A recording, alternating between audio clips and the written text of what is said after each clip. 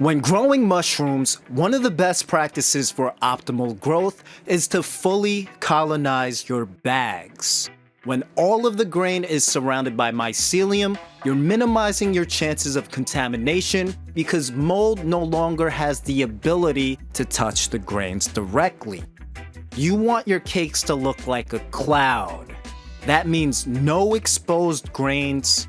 It looks like Rice Krispies or a chunk of cheese embedded with grains. This modified version of Break and Shake incorporates a tech called push and squish. The idea is to maximize direct contact with the colonized grain and the non-colonized grain. By increasing the total surface area of direct contact, you accelerate the pace at which mycelium spreads. So, when you add spores to a bag, it spreads from exactly where you put the spores and out.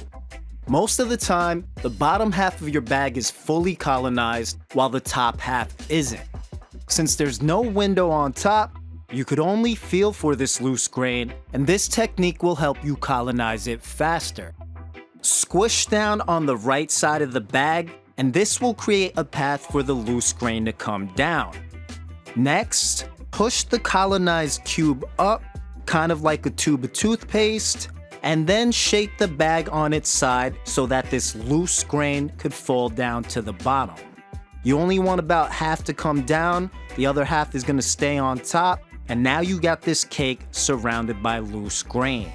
Now you could push down on the cake to break it up into smaller pieces, and once you do that, shake the bag to mix everything together. Now you could just keep on incubating, continue filling the bag every 5 days or so, and when you no longer feel any loose grain, you're ready to transfer.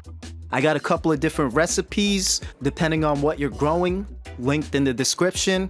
If you enjoy this content, smash that like, hit that bell, and for the best tutorials on how to grow, check out my site, hwgrow.com.